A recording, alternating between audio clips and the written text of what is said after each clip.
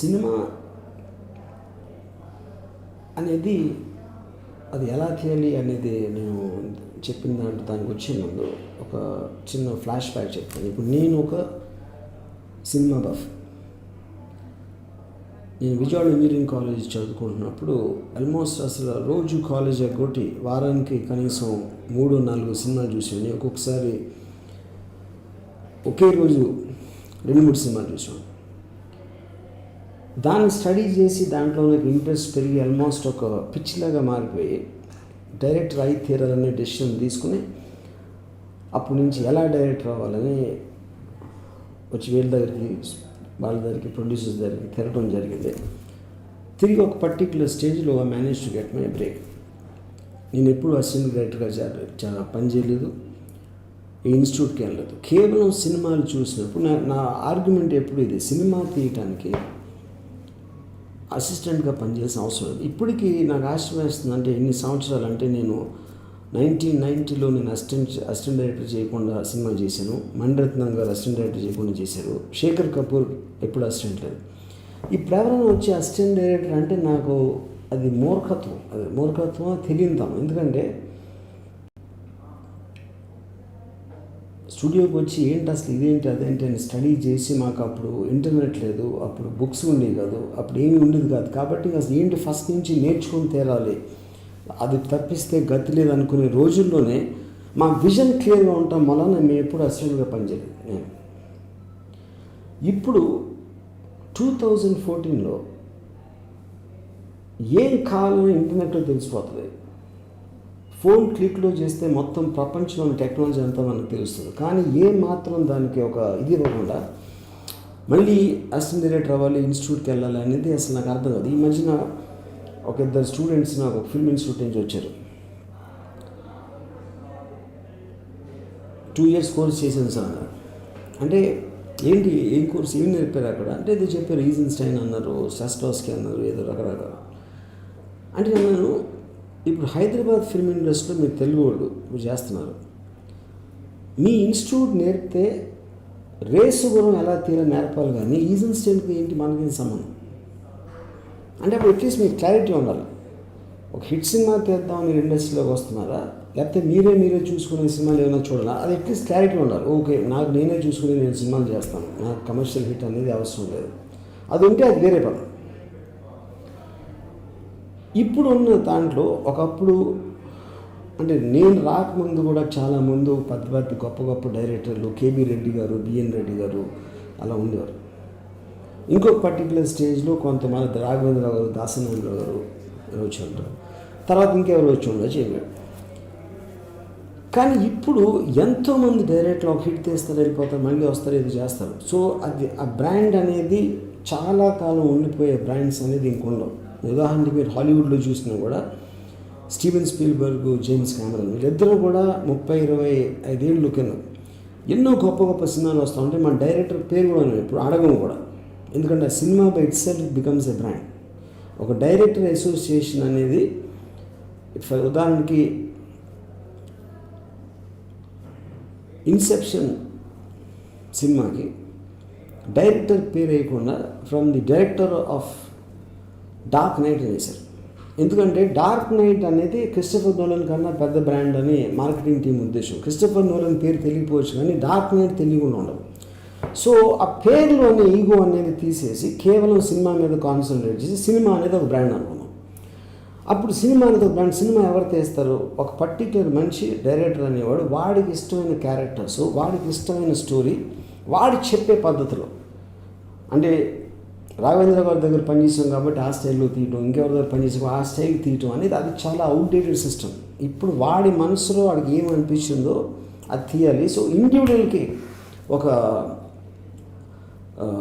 ఏమంటుందని ఒక థ్రస్ట్, నాకు ఇది నా టేస్ట్, ఇది నేను చెప్పదలుచుకున్న కథ, ఇది నేను చెప్పే విధానం, ఇది దానికి ఎంతమంది కనెక్ట్ అవుతారో చూడాలి. ఇప్పుడు పాత పద్ధతులు ఏమవుతుంది, ఇంతమంది ఉన్నారు, ఇంతమంది పని చేస్తున్నారు, ఇంత ఖర్చు అవుతుంది సినిమాకి.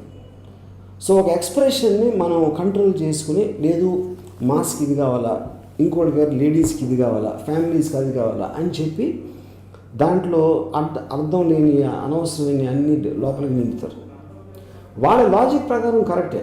ఎందుకంటే మనకు భయం వేస్తుంది, ఇంత డబ్బులు ఖర్చు అయినప్పుడు మళ్ళీ మనకి వెనక్కి ఎలా వస్తాయి, ఇంతమందికి నచ్చకపోతే మన పరిస్థితి ఏంటి అని. కానీ అలా అనుకున్న దాని మన గ్యారంటీగా సినిమాలు ఆడట్లేదు. ఆటలు కూడా 90% ఫ్లాప్ అవుతాయి. సో కేవలం కమర్షియల్ ఎలిమెంట్స్ పెట్టిన మొలాన సినిమా హిట్ అవుతుంది అనుకోవటం మూర్ఖత్వం కొన్ని వందల ఫ్లాప్లు రుజువు చేసింది.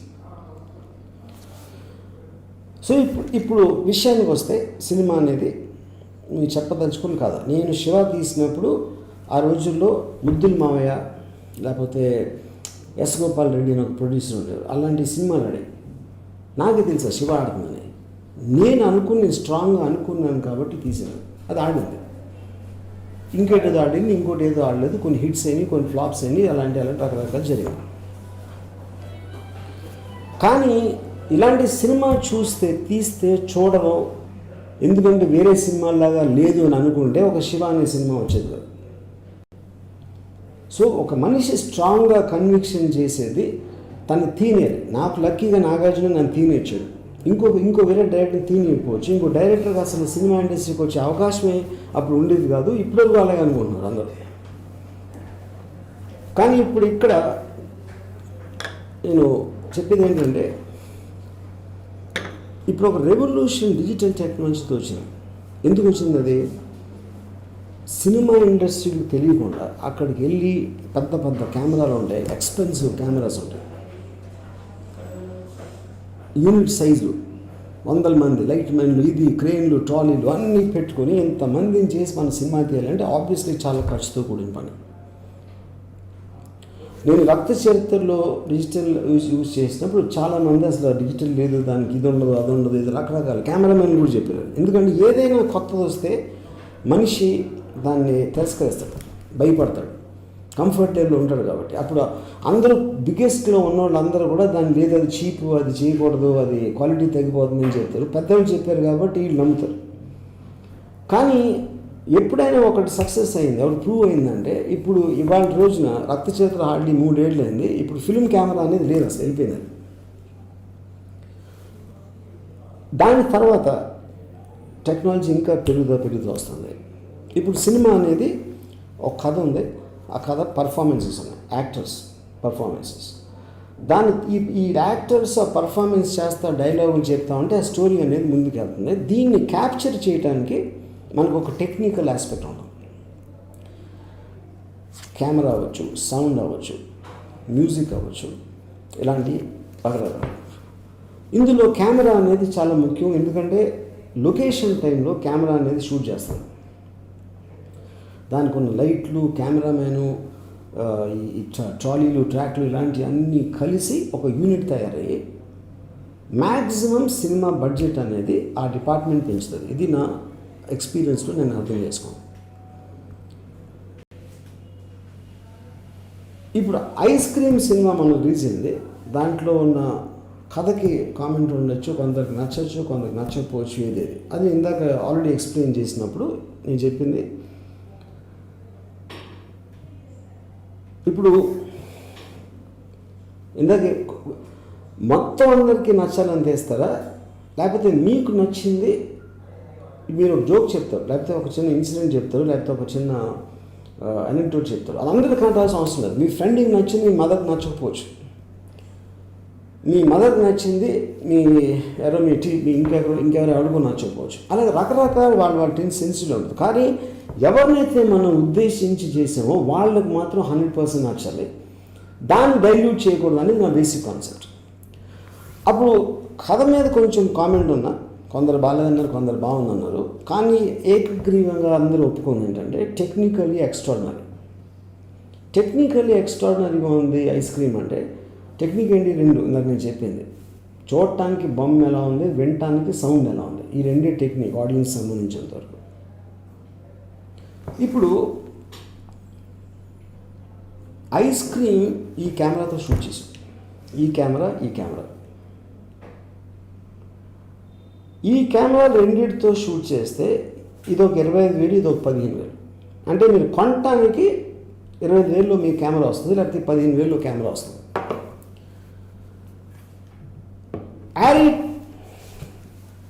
35 సూపర్ ARRI కెమెరా అది నియర్లీ 1.7 crores. 1.7 crores కెమెరాతో తీసిన బొమ్మకి దీంతో తీసిన దానికి ఆడియన్స్కి తేడా పోకుండా టెక్నికల్గా బ్రహ్మాండంగా ఉందంటే దాని మీనింగ్ ఏంటి అసలు? ఇప్పుడు చాలాసార్లు సినిమాకి చాలా ఖర్చు అయిపోయింది, ఎలా రికవర్ అవుతుంది, తర్వాత రిలీజ్ అయిన తర్వాత ఆడకపోతే చాలా ఫ్లాప్ అయింది, ఎంతో కొన్ని కోట్లు పోయినాయి, ఈ కోట్లు పోయింది, 50 లక్షలు పోయింది, ఇలాంటివి రకరకాలు వింటాం. ఒక సినిమా ఖర్చు ఎందుకు అవుతుంది? అది పాయింట్. డబ్బులు పోయినాయి అంటే డబ్బులు ఎక్కడికి పోవు, ఏ డబ్బులు ఎక్కడికి పోవు, ఒకళ్ళ జేబుల్లోంచి వేరే జేబుల్లోకి మారుతాయి. సో ఇప్పుడు ఒక ప్రొడ్యూసర్ అనేవాడు తను టెక్నీషియన్ని, ఒక యాక్టర్ని, రకరకాల వేరే వాళ్ళని వాళ్ళ ఒక్క పనితనాన్ని నమ్మి తను పెడతాడు డబ్బులు. ఆ డబ్బులు కంట్రోల్ ఎలా ఖర్చు పెట్టాలని కంట్రోల్ అని మళ్ళీ టెక్నీషియన్స్, యాక్టర్స్ మీద ఉంటుంది. అది చేసిన తర్వాత ఒక స్టేజ్లో ఫ్లాప్ అయింది అనుకోండి, ఎవరైతే కంట్రోల్ చేస్తున్నారో ఆ డబ్బులు ఎలా ఖర్చు పెట్టాలన్నది వాళ్ళకి మాత్రం వాళ్ళ డబ్బులు ఉంటాయి. వాళ్ళని నమ్మిన వాళ్ళందరికీ డబ్బులు పోతాయి, డిస్ట్రిబ్యూటర్స్ అవ్వచ్చు, ప్రొడ్యూసర్స్ అవ్వచ్చు, అందరికీ. అప్పుడు నా పాయింట్ ఏంటంటే ఫైనల్గా ప్రతి ఒక్కరు తీసేది ఆడియన్స్కి డబ్బులు అనేది ఆడియన్స్ నుంచి వస్తాయి. అప్పుడు వీళ్ళందరూ కలిసి ఆ ప్రోడక్ట్ చేసి వాళ్ళు వంతుకున్న దాంట్లో వాళ్ళ దగ్గర నుంచి తీసుకోవాలనేది నా ప్రైమరీ కాన్సెప్ట్. ఇది పెట్టడానికి అఫ్కోర్స్ చాలా కాంప్లెక్సిటీస్ ఉంటాయి దీంట్లో, అన్నీ కూర్చుని దాన్ని చేయాలి. సో ఒక కోఆపరేటివ్ సొసైటీలుగా చేసినప్పుడు ఐ ఫీల్ ఏ సినిమా కూడా ఫ్లాప్ అవుట్ అనేది జరగదు. హిట్ అవుతుంది, సూపర్ హిట్ అవుతుంది, మెగా హిట్ అవుతుంది, ఫ్లాప్ మాత్రం జరగదు. ఎందుకంటే కాస్ట్ ఆఫ్ ప్రొడక్షన్ అనేది మనం అవాయిడ్ చేసే ప్రాసెస్లో వెళ్తున్నాం కాబట్టి. దీని కాంప్లికేషన్స్ ఇందాక చెప్పినట్టు మనం స్టార్ట్ అయినప్పుడు నాకు ఐస్ క్రీమ్ స్టార్ట్ చేసినప్పుడు కొన్ని అర్థమైనాయి, కొన్ని అవ్వలేదు. ఫర్ ఎగ్జాంపుల్ నా ఇంటి రెంట్ వాడు నా ఇల్లు ఏ లొకేషన్లో షూట్ చేసినా తను రెంట్ అడిగాడు. ఆబ్వియస్లీ తన సినిమా వాడు కాబట్టి తను వేరే వేరే సినిమాలు అవుతుంటే ఈ సినిమాని పని కట్టుకొని ప్యాషనెట్గా చేయాల్సిన అవసరం తనకు లేదు. లేకపోతే టీవీ యాడ్స్ వేస్తాం, టీవీ యాడ్స్లో అది వేరే అన్నీ వేస్తూ ఉంటారు కాబట్టి వాళ్ళు సినిమాకి పార్ట్ కాదు. చాలా కొన్ని ప్రాబ్లమ్స్ ఉంటాయి ఆ పర్టికులర్ సినిమాకి సంబంధించి, అక్కడ ఉన్న నేచర్కి సంబంధించి, అక్కడ ఉన్న మనుషులకు సంబంధించింది. వాటిని ఓవర్కమ్ చేయొచ్చు, నేను నెగోషియేట్ చేసుకోను. కానీ నైతికంగా నేను చేసిన పనికి ఫలం వచ్చినప్పుడే నాకు డబ్బు రావాలనే మైండ్ సెట్ అనేది రాకపోతే industry will keep on losing money. ఉదాహరణకి ఒక పర్టిక్యులర్ చాలా చిన్న సైజ్ హీరో ఈ మధ్య నేను విన్నాను, షూటింగ్కి వచ్చినప్పుడు నేను ఆ క్యారవాన్ లేకపోతే నేను టిఫిన్ చేయను, నేను బ్రేక్ఫాస్ట్ చేయను అని చెప్పాడు. షూటింగ్ 1 గంట ఆపేశారు. ఈ క్యారవాన్ ఏదో పొరపాటున లేట్గా వచ్చింది. ఎందుకంటే తన మైండ్ ఏం ఫీల్ అవుతున్నాడు, వాళ్ళు వేరు నేను వేరు అని ఫీల్ అవుతున్నాడు. నేనేదో వచ్చి నా డబ్బులు తీసుకుని నేను చేస్తున్నాను. కానీ వీడి డబ్బులు కూడా అక్కడి నుంచి రావాలి, వీడి పని అందరూ, అప్పుడు అందరూ ఒక్కటే అనే యూనిటీ ఫీల్ ఎప్పుడు ఫీల్ అవుతామంటే మన అందరికీ లింక్డ్ అయి ఉండాలి ఆ ఫిలిం రిజల్ట్. అంతేగా నా డబ్బులు నాకు వచ్చేసి సినిమా ఏవైతే నాకేంటి అనే యాటిట్యూడ్ ఉన్నంత వరకు ఆ డివిజన్ ఉంటుంది. ఆ డివిజన్ వల్లనే నాకు తెలిసి 90% ఆఫ్ ఫిల్మ్స్లో ఇంటర్నల్ పాలిటిక్స్ వచ్చేసి పనిచేస్తున్న వాళ్ళు మధ్యలో వదిలేసి దానికి ఏదో శాపనార్థాలు పెట్టేసి ఇలాంటి పాలిటిక్స్ అన్నీ జరుగుతాయి. ఇవన్నీ వెళ్ళిపోతాయి ఒక దెబ్బతో. ఈ cooperative society cooperative way of making films అని. అప్పుడు ఇన్నాళ్ళు మనకు తెలియదు అంటే మన అందరం గొర్రెల మందులా ఉంటాం. నేను కూడా నేను కాదని కాదు, నేను కొంచెం అడ్వాన్స్గా ఆలోచించవచ్చు. కానీ నాకు కూడా ఎన్ని సంవత్సరాలు పట్టింది తెలుసుకోవడానికి. అఫ్కోర్స్ ఇప్పుడున్న టెక్నాలజీ నేను హెల్ప్ చేస్తాను. నాకు ఫస్ట్ టైం ఇది ఐడియా ఎప్పుడు వచ్చిందంటే కంపెనీ తీస్తున్నప్పుడు నేను వివేక్ ఓబెరాయ్ కొంతమందితోటి ఒక లోపల ఒక నడుస్తున్న ట్రైన్లో కోచ్లో షూట్ చేసి ఒక ప్యాంక్ షాట్ ఉంది, కోచ్ ఈ చివరి నుంచి ఆ చివరికి కనిపిస్తుంది. అప్పుడు నేను అలా యూనిట్ ఉండటానికి వీలు లేదు కాబట్టి నడుస్తున్న ట్రైన్లో నేను కెమెరామ్యాను ఒక అసిస్టెంట్ మేము ముగ్గురిని కూర్చున్నాం. ఆ ట్రైన్ ఇటు తిరుగుతుంది. అప్పుడేమో అక్కడ లైట్స్ ఉన్నాయి, ట్రైన్ లోపల లైట్స్, ఎగ్జిస్టింగ్ లైట్స్ ఉన్నాయి, బ్లూ లైట్స్. వీటిలో తీద్దామా, ట్రై చేద్దాం సార్ అన్నాడు కెమెరామ్యాన్. ఇది ఎక్స్పోజ్ అవుతుందా అన్న అంటే తను ఏమన్నా సార్ నేను లైట్ మీటర్ చెక్ చేస్తే సరిపోతుంది ఇంటెన్షన్, కానీ తను భయపడుతున్నాడు. సో నేనేమన్నానంటే అంత పెద్ద కెమెరాలు కనిపెట్టి ఫిల్మ్ కనిపెట్టి అంత తెలివైన వాడు ఎక్స్పోజ్ చేయని లైట్ మనకి ఎందుకు వేస్తారు, మన ఆలకన్నా పుడింగ్లా జస్ట్ వేసేద్దాం ఇదే లైట్లో చూసుకుందామని చెప్పాను. అది బ్రహ్మాండంగా వచ్చింది. One of the most well photograph films అని కంపెనీకి పేరు. కంపెనీలో కూడా అంటే ఇది 2002 నేను చెప్పేది. సినిమా అనేది ఒక సిరీస్ ఆఫ్ ఫోటోగ్రఫిక్ ఇమేజెస్. ఒక షాట్ వస్తుంది, తర్వాత ఇంకో షాట్ వస్తుంది, తర్వాత ఇంకో షాట్ వస్తుంది. మూవింగ్ ఫోటోగ్రాఫ్స్ అంతే. ఒక స్టిల్ ఫోటోగ్రాఫ్ మీరు ఒక కెమెరాలో తీసినప్పుడు మూవింగ్ ఫోటోగ్రాఫ్ తీయడానికి 200 మంది ఎందుకు అవసరం? అంతకన్నా రిడిక్యులస్ థింగ్ అనేది లేదు. సో ఇది హిస్టరీ. ఇప్పుడు నేను ముఖ్యంగా మెయిన్గా నేను చెప్పదలుచుకున్నది ఏంటంటే, ఒక సినిమా తీయటానికి కావాల్సింది కెమెరా, రికార్డింగ్, యాక్టరు, మీకున్న స్టోరీ. ఈ 4. స్టోరీ అనేది మీ ఐడియా. యాక్టర్ అనేది ఇలాంటి ఫిల్మ్స్కి మీరు యాక్టర్కి చెప్పే కెపాసిటీ ఉంటే అది వేరే విషయం. లేకపోతే మీరు సినిమా తీసేస్తాను అనుకుంటే మీరు మంచి యాక్టర్ అనుకున్నాడు, మీకు తెలిసినోడో లేకపోతే ఎవరినైనా మీరు చూస్ చేసుకుంటారు. తర్వాత కెమెరా. ఈ కెమెరా అనేది సపోజ్ ఇప్పుడు లేటెస్ట్ ఏదంటే 25,000. మీరు 25,000 రూపీస్ కెమెరా మీరు కొనేయచ్చు. ఆ డబ్బులు మీకు లేకపోతే మీరు ఎవరి దగ్గర తీసుకోవచ్చు ఈ కెమెరా. లేకపోతే మీ యూనిట్లో వాళ్ళందరూ తలా 2,000, 1,000 వేసుకుని మీరు పర్మనెంట్గా సినిమాలు తీయడానికి మీరు ఇన్వెస్ట్ చేసి ఒక కెమెరా ఒకటి పెట్టుకోవచ్చు. కానీ నా ప్రిడిక్షన్ ఏంటంటే ఇది 1 మంత్లో మళ్ళీ దీన్ని సగం అయిపోయిన ఆశ్చర్యం. ఎందుకంటే అంత ఫాస్ట్గా రేట్స్ పడిపోతున్నాయి. సో సెకండ్ పాయింట్ ఏంటంటే, ఇప్పుడు సినిమా ఎందుకు తీస్తున్నారు? మీకు ఒక ప్యాషన్ ఉంది. ఎవ్వరు కూడా సినిమా నాకు తెలిసిన ఏ డైరెక్టర్ కూడా సినిమా ఇండస్ట్రీకి డబ్బుల కోసం ఇప్పుడు రాలేదు, డబ్బులు సంపాదిద్దాం రాలేదు. ఆ ప్యాషన్, ఒక కథ చెప్పాలి, నేను చేయాలి, యాక్టింగ్ చేయాలి అని దాంట్లో వస్తారు. వచ్చిన తర్వాత కొంత టైంకి మనసు డబ్బు వైపు మడుతుంది. ఎందుకంటే అప్పుడు ఆ టైంకి కరప్ట్ అయిపోయి ఉంటారు. దానివల్ల నాకు ఎంత ఇస్తారు, నీకు ఇది చేస్తే నాకు ఎంత ఇస్తావు అనే దాంట్లో అది మొత్తం డైవర్ట్ అయిపోతుంది. సో ఇప్పుడు మీకు తెలిసిన యాక్టర్స్ మీకు ఆ రోల్కి సరిపోతానికి మీరు తీసుకున్నారు, వాళ్ళు చెప్పారు ఇలా చేస్తాను, ఎవరు మిమ్మల్ని డబ్బులు అడగరు. తర్వాత చేశారు. మీ పక్కింట్లోనూ ఎదురింట్లోనూ లొకేషన్ అడిగారు, కొంచెం 2 గంటలు 3 గంటలు షూటింగ్ చేసుకుంటారు సార్ అంటే ఎవ్వడు కాదు. ఇంత చిన్న కెమెరాలు కాబట్టి పోలీసులు పర్మిషన్ ఇవ్వని చోట కూడా మీరు కొంచెం తెలివి ఉపయోగిస్తే అక్కడ కూడా షాట్లు తీసేయచ్చు. దాని తర్వాత సౌండ్ అనేది, బ్యాక్గ్రౌండ్ మ్యూజిక్ అనేది, నేను ఒక స్టేజ్లో నేనే 20 లక్షలు ఖర్చు పెట్టేవాడిని, తర్వాత 10 లక్షలు అయింది. ఇప్పుడు అసలు ఐస్ క్రీమ్లో మేము రీరికార్డింగే చేయలేదు. అసలు ఐస్ క్రీమ్ ఫ్రీ వెబ్సైట్స్లో మ్యూజిక్ అవైలబుల్ ఉంది, స్టాక్ మ్యూజిక్ అవైలబుల్ ఉన్నది. వాటిని తీసి మేము ట్రాక్స్లో వేసాం. అది ఎవరికి తెలియదు. సౌండ్ బ్రహ్మాండంగా ఉంది, మ్యూజిక్ బ్రహ్మాండంగా ఉందని పేరు వచ్చింది. సో మ్యూజిక్ మీకు ఖర్చు లేకుండా వస్తుంది. సౌండ్ మీకు జస్ట్ దాంట్లో పెట్టుకుని మొత్తం డిస్ట్రోనే టపటాగా దాన్ని వేసారు. దాని తర్వాత యాక్టర్లు యాక్ట్ చేశారు. ఎడిటింగ్ కూడా ఇప్పుడు ఎడిటర్ ఫలానా, డిఓపి ఫలానా అని అవసరం లేదు. ఎవరు ఫోకస్ ఉంటే చాలు, కెమెరామెన్ అవసరం లేదు అసలు. అంటే మీరు కెమెరా అనేది మీరు అవార్డు కోసం చేస్తున్నారా, మీ నేరేటివ్ కోసం చేస్తున్నారా, ఆ క్లారిటీ ఉండాలి. నాకు నంది అవార్డు రావాలి, నేషనల్ అవార్డు రావాలి సినిమాటోగ్రఫీ అంటే అది సెపరేట్ సిస్టమ్. అది మీకు కేవలం మీ స్టోరీ కనపడాలి, వినపడాలి, ఫోకస్లో ఉండాలి. దానికి ఎవరైనా చేయగలుగుతారు. కెమెరామెన్ అనేది దానికి మీనింగ్ లేదు. Similarly all other technicians. Ice cream ఒక 10 మంది 16 ఏళ్ళ కుర్రోళ్ళు ఎడిట్ చేశారు. ఒక్కొక్క సీన్ ఒకరికి ఇచ్చాం. సీన్ ఉంది, ఈ షార్ట్లో చేసి పెట్టండి, టప్ అని పెట్టేసి ఆడొక ఇడ్లీ పెసరట్ వేసినట్టు ఇచ్చాడు. సో ఎడిటింగ్ బాగుందా బాగాలేదా అని, కానీ అది ఫైనల్గా డిసైడ్ చేసేది డైరెక్టర్. కానీ దాన్ని పెట్టడంలో మాత్రం ఇంతే. సో ఇప్పుడు టెక్నీషియన్స్ లేరు. ఇప్పుడు నేను ఎక్స్ప్లెయిన్ చేసేదంతా. 2 పాయింట్ బ్యాక్గ్రౌండ్ మ్యూజిక్ లేదు, ఆర్టిస్ట్ మీకు డబ్బులు ఇవ్వలేదు, లొకేషన్ ఎలా మేనేజ్ చేయొచ్చు ఇప్పుడే చెప్పి మేము చేసాం. నా పొజిషన్లో నేను కూడా చాలా సీన్లు అలా మేనేజ్ చేశాను. అంటే ఎవరు కాదంలో మీరు వెళ్ళి అడిగిన విధానంలో ఉంటారు. సో ఫైనల్గా అన్నీ చేసేసి మీరు సినిమా అయిపోయింది. ఇప్పుడు ఏం చేస్తారు?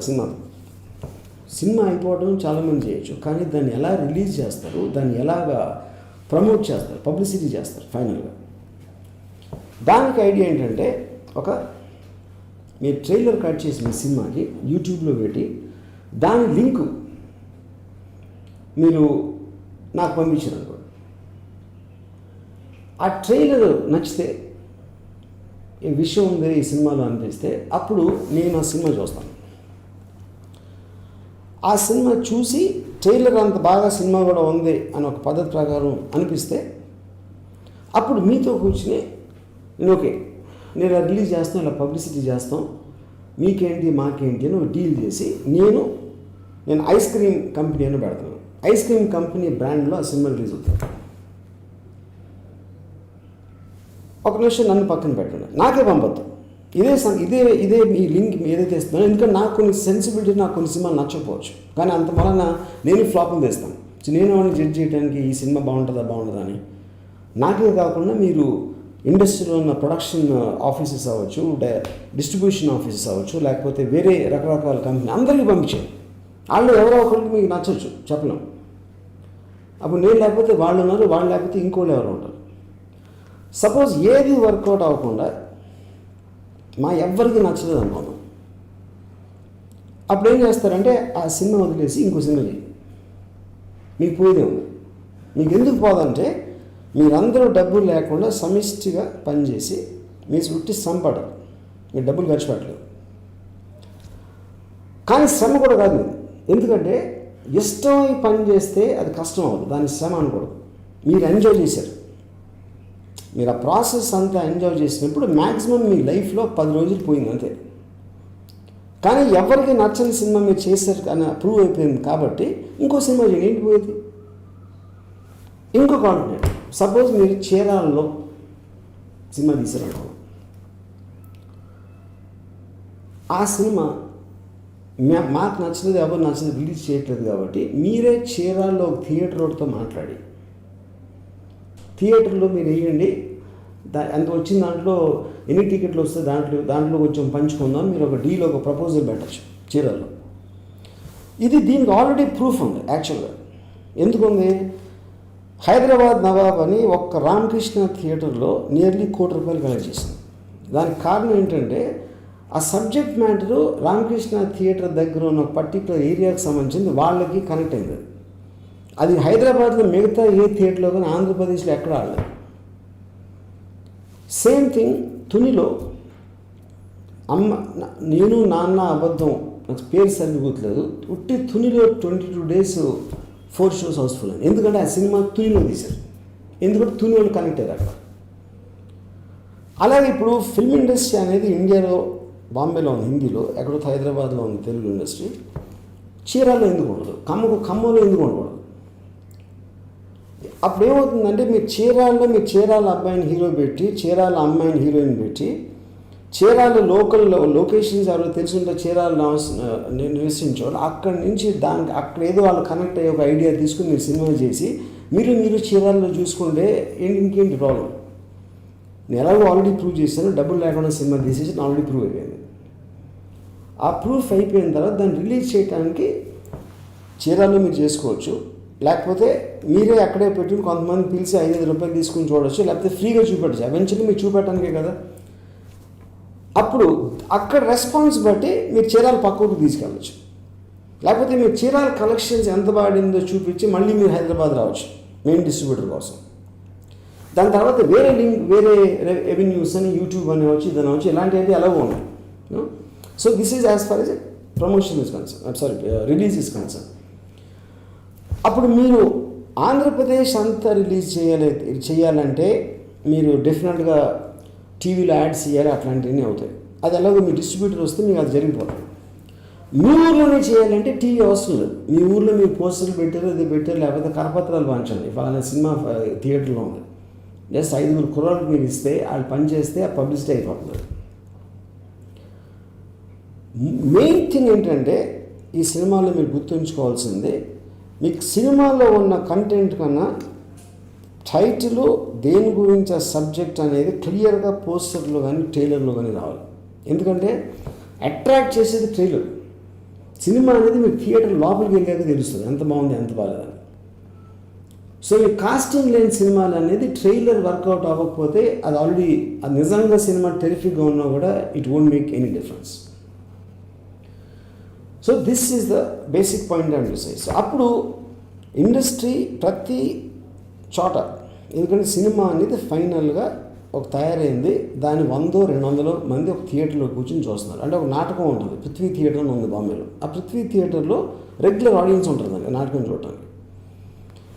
అది ఇక్కడ మనం ఇలా చూస్తున్నాం. సో ఇంతమంది, ఇంత పెద్ద పాపులేషన్ ఉన్న మన కంట్రీలో, మన రాష్ట్రంలో, కేవలం నా ఫాదర్కి డబ్బు ఉండాలి, లేకపోతే నా ఫాదర్ డైరెక్టర్ అయి ఉండాలి, లేకపోతే ఇండస్ట్రీలో ఏదో అయి ఉండాలి, వాళ్ళకే అవకాశాలు వచ్చే కాలం పోయింది. ఇప్పుడు కంప్లీట్ డెమోక్రసీ, ఎవరైనా సినిమా తీయచ్చు, ఏం డబ్బు లేకుండా తీయచ్చు, టాలెంట్ ఉన్నోడుని ఎవ్వరూ ఆపలేరు. That is the place we reach and I'm very happy about it. ఎందుకంటే నేను డైరెక్షన్ బ్రేక్ తీసుకోవడానికి నేను ఏమేమి చేయాల్సి వచ్చిందో అది చేయటానికి అది అవసరం లేదు చేయడానికి, ఎందుకంటే మొత్తం మీ దగ్గరే ఉంది. అది తెలుసుకోవటానికి ఈ ప్రాసెస్ చెప్పాను. ఈ ప్రాసెస్లోంచి మీకేమన్నా డౌట్స్ వస్తే, ఎలాగ ఇది ఇక్కడ ఏదో ప్రాబ్లం ఉంది కదా, ఆ ప్రాబ్లం ఉంది కదా అని, నేను మళ్ళీ మీరు ఆ డౌట్స్ అన్నీ నాకు కామెంట్స్లో పోస్ట్ చేస్తే దాన్ని నేను తీసుకుని అది ఎలా ఓవర్కమ్ అవ్వాలి, టెక్నికల్గా మీకు ఎలా అంటే అడ్వైస్ ఇవ్వాలి, అదంతా నేను చెప్తాను మళ్ళీ వచ్చి. And wish you all the best, and I'm hoping that you'll make mind-blowing films, and I'm super sure about it.